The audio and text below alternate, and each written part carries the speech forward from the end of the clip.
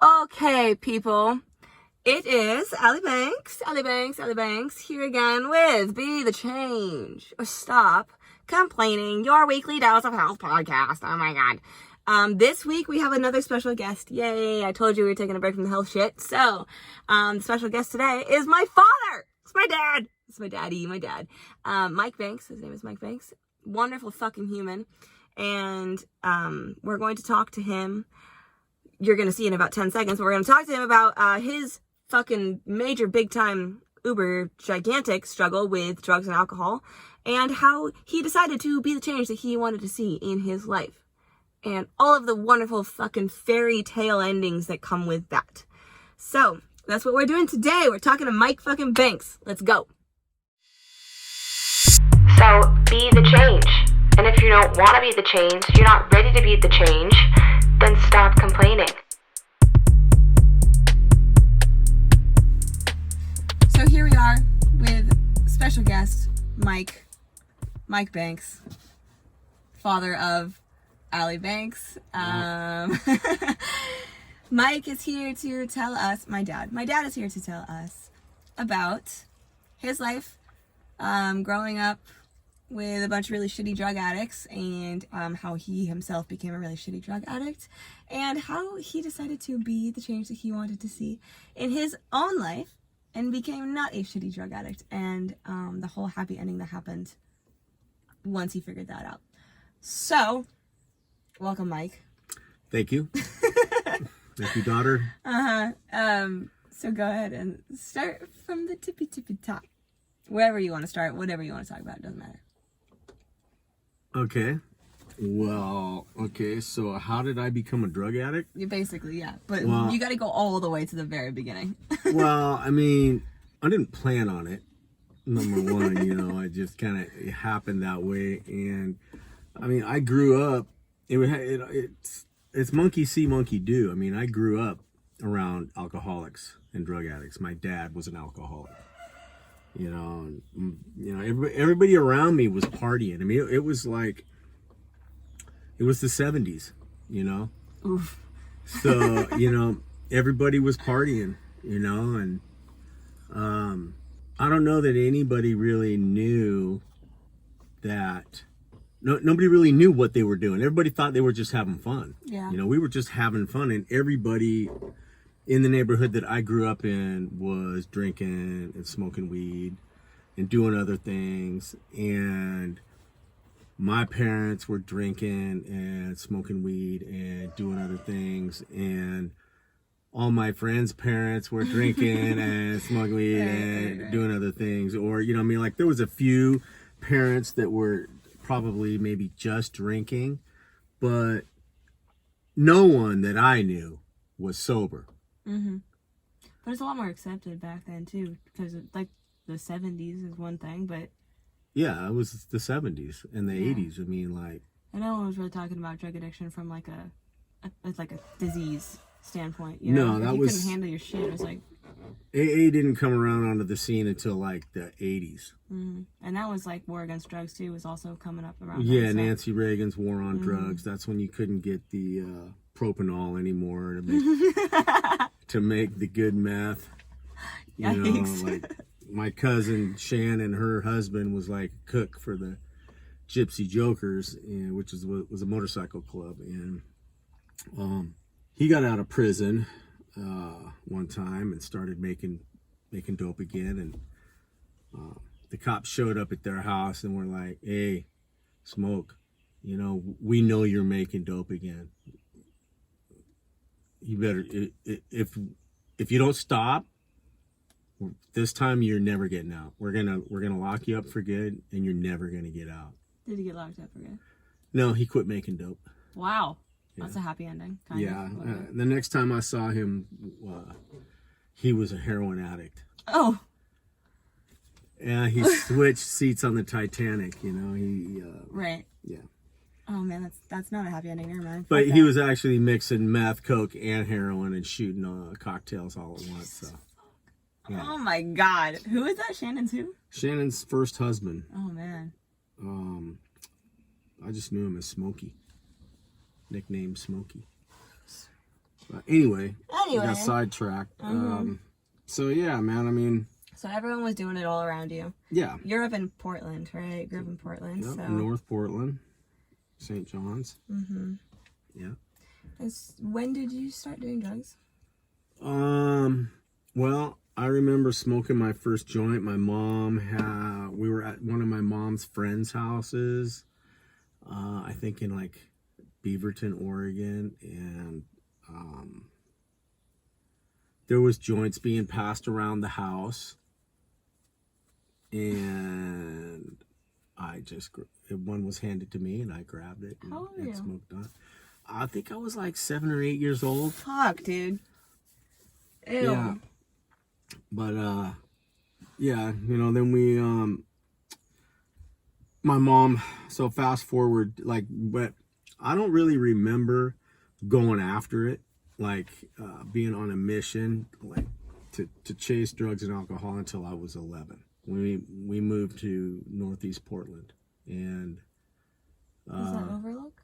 no, we left Overlook. Oh, okay. And we moved to Northeast Portland, and that summer of my 11th year, so I just turned 11, and we moved from North Portland to Northeast Portland, and went to a new school for like a month in Alameda. Met a whole bunch of new friends, and these were rich kids, and they were Cocaine. all drinking and smoking weed and doing whatever else. Yeah. So I mean, like, it's just, I just grew up around with it, But you didn't think you had a problem when you were growing up? When I was like 11, like that year, that summer, I remember I was getting out of control, and I was sneaking out at night, and I was going chasing down some weed. I was chasing it. I was chasing marijuana and alcohol, and I can remember thinking to myself, "You're not being too smart right now, and someday this is gonna have to stop." And I remember thinking, but not today. But not today. Yeah. Gross. Yeah, so. Okay, so we'll call it about 11. Yeah, Call it so 11. I was off and running at the age of 11 years old. Yep. And then we're doing more drugs. And then you you dropped out of high school, what, sophomore year? 15 years old. Okay, dropped out of high school, End of my 15. sophomore year, yep. Moved out of the house. Moved out, started selling pot full time. Started smoking coke. Just bad shit happening. Did you try to get sober, like, before you actually got sober? No. Before I moved out, I ended up in a rehab. I went to a drug rehab when I was 15. It was before the end of my sophomore year, so it was right before. They told me you won't be able to be in gymnastics anymore if you don't do this rehab. So I was like, okay. That was the only thing that I really loved doing. Only thing that I really enjoyed was gymnastics. So I said, okay. And I went to the rehab, and I learned a lot of stuff there. And I met this guy there, and he was like a Skid Row bum. And he was sober. And I could see in him that this program, this AA, this whatever this thing is, or was working for him. Right? So I remember thinking, well, yeah, I'm not homeless. I'm not an old Skid Row bum.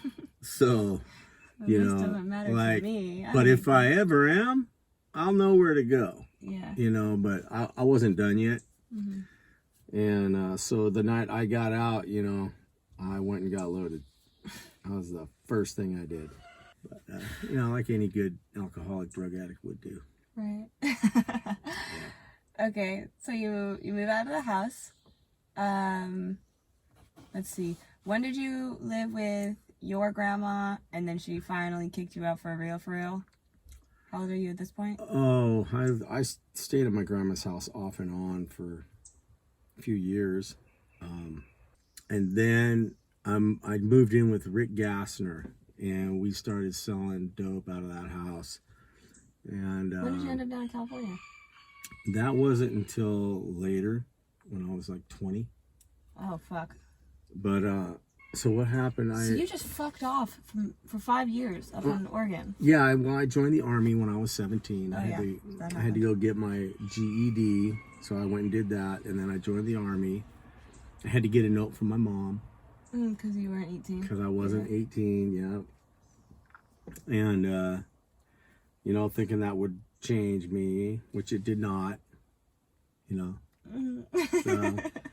I just, drugs, alcohol, partying, having fun. Yeah. That was it. That was my life. Mm-hmm. I had some, a few bouts of trying to get my shit together where I joined the carpenter's apprenticeship when I got back from basic training, and I did good for about 6 months, Mm-hmm. and, but I would do this thing where I would switch seats on the Titanic. Like, I would do good for a while because all I would do is just like smoke weed and drink beer on the weekend, and I would try and be good during the week and hold down a job and that kind of shit. And then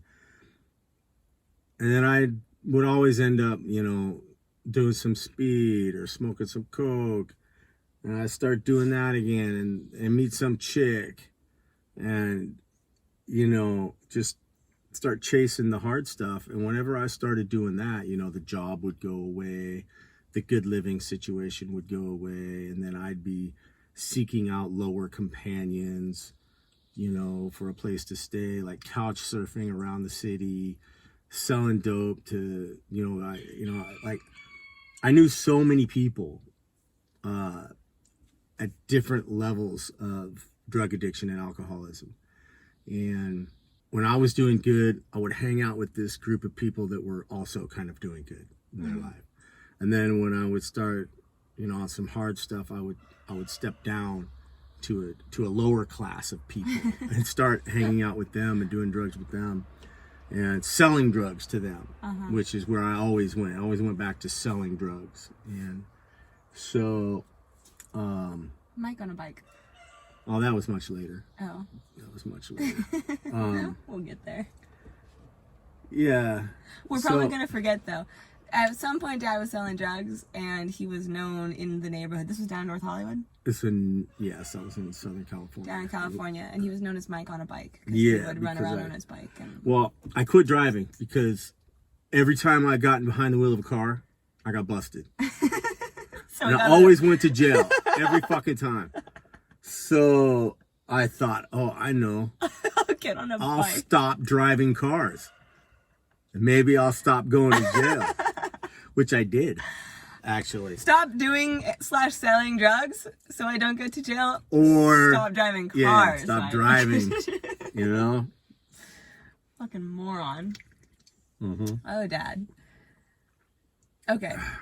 Sorry, we're not. That in was California. like the time I got back from Alaska, and I bought this badass motorcycle.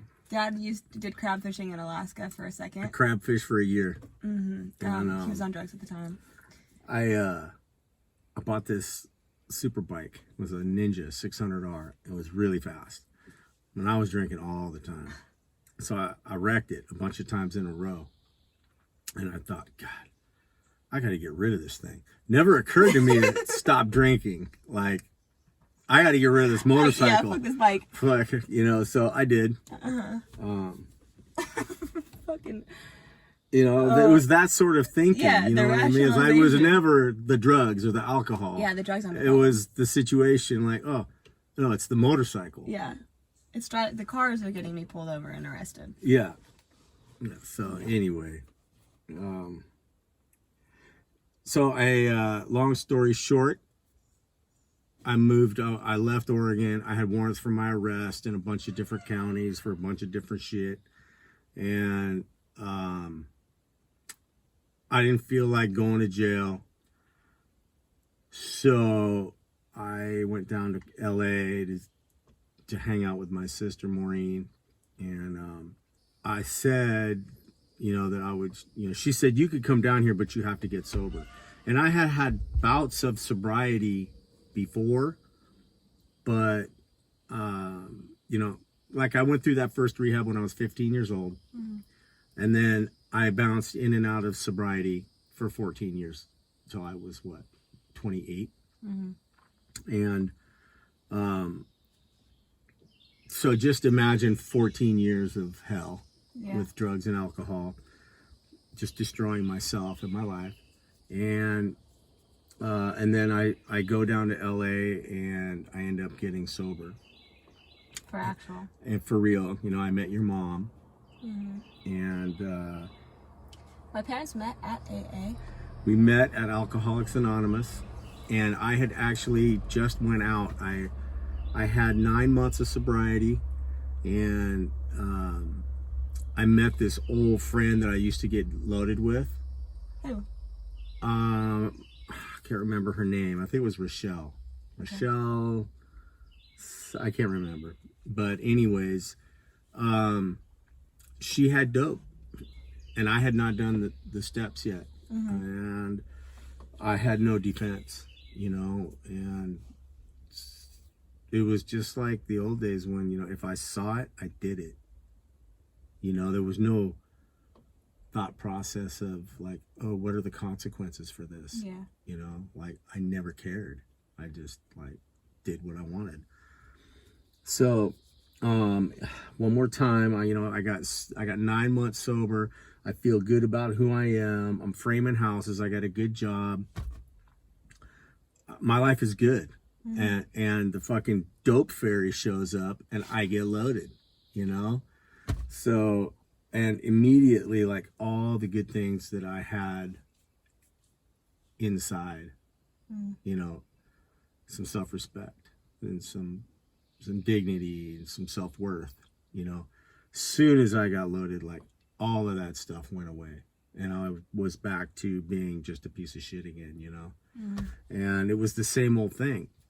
And I was just sick of it. I was just really sick of fucking going back and forth and back and forth. And I had met your mom and we were kind of semi-dating, and she wouldn't see me if I was loaded. So I sobered up for a couple of days and she was like, okay, yeah, I'll see you. And we went back to the meeting. She took me to another meeting, and we started hanging out again, and I was going to meetings again, raised my hand as a newcomer. I'm Mike, I'm alcoholic, I'm an idiot. I can't stay sober because I'm stupid. And then, but I was just hanging out with your mom and going to work and going to meetings, not really caring. I was like totally just not giving a fuck about much of anything. And one day she said, hey, I'm pregnant. That's me. And when she said those words, something happened to me, and like my whole life flashed before my eyes. And I realized in that moment that I could never get loaded again. Like, if I ever drank or did another drug, that I would not be in your life. Like, I had to stay sober because I had a baby now. And that was it. Like, I just like this complete shift, like a psychic rearrangement. All of a sudden it wasn't about me anymore. It had nothing to do with me, in fact. And that was the first time ever in my life that it wasn't about me and what I wanted to do. Right. And fuck you, I'm going to run over the top of you to get what I want. Like, now I was willing to run over the top of you to stay sober. Yeah. Because I had a life to take care of. And that was it. That's all she wrote, folks. No, so you get sober. You have a little wee babe. Have a wee babe. Hello. They got married at some point. About a month before I was born, I think. Yep. Yeah, August 1st. What happened? Hold on. Oh, we lived in the garage. Me and my parents lived in the garage with 10 other fucking people in the house. when did you start working for the studios? After, oh, he went back to Oregon to deal with his arrest warrants. Turned myself in, got all that shit cleaned up. Yep. Yeah, he went and turned himself in. How long did you have to do jail time? 2 weeks. I was supposed to do 6 months, but before I went, I got letters from people at the I went to this clubhouse to go to meetings, Radford Hall. I was actually sitting on the board of directors by now. You know, I had like over 2 years clean. So I got letters from everyone there. I got letters from work. I got letters from guys that were like respectable people in the community. Yeah, you like know? character statements. Yes, and so when I went before the judge, you know, he read every single one of those letters, and he said, "Mr. Banks, it looks like you've done what we wanted you to do all along. You know what? I'm going to give you time served. You go home to your family now." That's awesome. Yeah. Oh, that's so good that he saw that. Yeah, that's how that went. That he wasn't a total prick. Yeah, he could have given me 6 months on the spot. Yeah. Actually. So you cleaned up your arrests. Yep. Your warrants. Yep. Had a little baby. Had another little baby. The second baby. Started working for the studios. We bought the house in Saugus. Yep. Actually, Scott Davis, who Uncle Scott. Scott got me on X-Files that month. Oh. Okay, so that all happened at the same time. All happened at the same time. Yeah. Yeah. So I was working on X-Files. So you started for the studios. We're all still sober, having a great time. Yep. Still sober. Oh, so I'm going to fast forward you all the way. So he's sober now. This is great. We're having a great life. Dad was also raised very, very Catholic. Oh, yeah. And so that was the thing. And I want to talk about it. Or maybe I'll just have you on it again another time and we can talk about the whole spirituality thing. What do you think? We're already like 25 minutes deep, so. Okay. What do you think? That's fine. I don't care. We'll just do Chuck Talks with Mike. All right. And we'll have a spirituality conversation. All right. Cool. Okay. We just left them on a cliffhanger too. Now they're like, wait, All what? right. Dun, dun, dun. Dun, dun, dun. The trailer.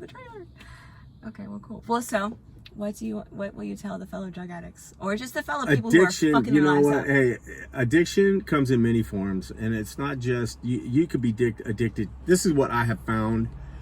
Addiction comes in many forms, and addiction can be and it is just as harmful, you know, to a person's spirit. So for lack of a better word, you know, like yourself. Addiction in any form is not healthy. And just because you're not getting locked up or Fucked up. I mean, like, you know, just because you're not going to jail because of it doesn't mean that it's not hurting you. Yeah. You know, there's lots of people that never go to jail. Like, you know, lots of drug addicts and alcoholics that never actually get caught and go to jail. Mm-hmm. But, you know, what about the people that are sneaking off to go to fucking McDonald's? Sneaking off. And yeah, dude, food is an addiction. Fucking people are an addiction. Like relationships, toxic ass relationships are an addiction. Yep. Cigarettes, we don't talk about that. That's socially accepted. You know, nicotine. Dad recently quit chewing tobacco. I'm doing the fake mint herbal stuff as a placebo now. Yeah, but he has non-tobacco in his system. He's doing great. You know, it's a me disease. A narcissism. It is totally. Addiction is just, it's me, I. And I want to say, if you're struggling with addiction, the best thing you can do is see if you can help someone else, and then take your ass to a meeting for whatever your addiction is. You know, the more you get out of yourself and try to help other people, the better off you're going to be. But you were the change that you wanted to see in your life. And the byproduct of that was that 3 little children and a wonderful lady and so many other people benefited from the change that you decided to be in your life. Uh-huh. Which is the goal! It's always the goal! This is what we're always trying to talk about. Be the change or stop complaining. Yeah, be the change. See if you can help somebody else along the way. I mean, that's really like, you know. What's the point? Right. Exactly. Oh, but let me see if I can help me. I'm going to be the change so I can help me. Oh, but what about me? Hey, look at what I have over here. What about me? And here I am, me. You know, like it can't always just be about you. Right. You know? But it's a paradox because by stepping outside of yourself to help other people, you help yourself. You help yourself. That's right. Yeah. That's how it works. And also by taking care of your own shit and helping yourself, you're also helping other people. So it goes both ways. Like it does. It is absolutely a paradox. You got to get your shit together so that you can help other people. Mm-hmm. And then when you help other people, it only makes you better. Right.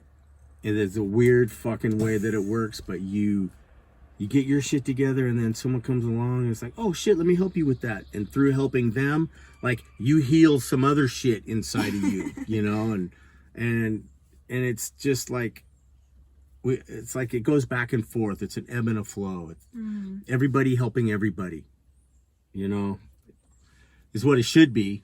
What it should be, yeah. You know? We'll get there. One podcast episode at a time, baby. All right. Okay, well, thank you. You're welcome. For sitting with me in this really fucking hot car. Yeah, I hope I help somebody with that bunch of nonsense. I'm not going to give you guys any links to his social media because he doesn't fuck with social media. I don't have any. But if you do need to get in contact with him, if you're struggling or something, you can always hit me up on my social media and I will totally relay the message. I live in his house currently, so I got the contact for you. I have to do like a quick little intro thing and a little outro thing, but I don't need you for that, so you can leave if you want to. Okay. But thank you. I love you. Love you too. Boy, oh boy, how many fucking angles do we got in this video today? So, that was Mike. That was my dad, Mike. Thanks for tuning in. I hope that you got something from it. Again, if you need to contact him, if you need some help, or if you want to be on the podcast, if you want to be on the fucking podcast, let me know. Okay, the link, the link, what is it? linktr.ee/BTC fit. linktr.ee/BTC fit. That's the fucking link. If you want to be in the fucking podcast, let me know. Sorry, it's really hot in here and I'm getting a little spicy. Anyways, thanks for tuning in. I love you. Happy Tuesday. I'll see you next week.